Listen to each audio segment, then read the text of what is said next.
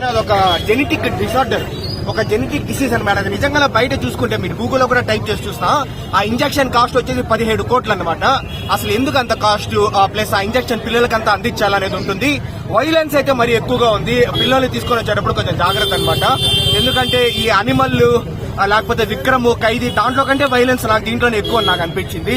ఆ gun shooting కావచ్చు, ఆ కత్తితో చంపడాలు కావచ్చు. వెంకటేష్ గారు, నవాజుద్దీన్ సిద్దికీ గారు ఇద్దరు ఇంకా నెక్స్ట్ లెవెల్ వైలెన్స్ అయితే చేస్తారు. అండ్ నాకు వెంకటేష్ గారు యాక్టింగ్ ఆబ్వియస్లీ ప్రతి మూవీలో బాగా చేస్తారు, కానీ ఈ మూవీలో స్టాండర్డ్ గా నిలిచిపోయేది అయితే నవాజుద్దీన్ సిద్దికీ గారు అనమాట. ఎందుకంటే ఆయన విలన్ గా ఉండి ఆ కామెడీ చేస్తా ఉంటాడు అనమాట. బెంచ్ స్ట్రోక్స్ అని వాడుతూ ఉంటాడు. థ్రిల్లర్ ఏం లేదు బ్రో, అదే మైనస్ అయిపోయింది అనమాట. మనకు థ్రిల్ ఇచ్చేది ఏముండదు ఎలిమెంట్స్ వచ్చేసి. అదే మీరు కరెక్ట్ పాయింట్ చెప్తున్నారు, ఫ్లాట్ గా ఉంటుంది అంటే స్క్రీన్ ప్లే అంతా. సో హై ఇచ్చే సీన్స్ అంటే ఫస్ట్ హాఫ్ లో ఒక సీన్ ఉంటుంది, ఇంకా సైంధవ్ విల్ బి బ్యాక్ అని, సైంధవ్ ఇస్ బ్యాక్ అని ఆ సీన్ కావచ్చు.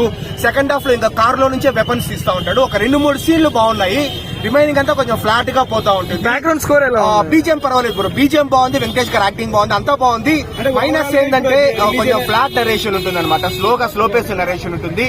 శైలేష్ కొలను ముందు మూవీస్ తో హిట్ కావచ్చు పోల్చుకుంటే కొంచెం తక్కువనే నేను చెప్తాను. ఇప్పటి వరకైతే Hanuman is the clear winner.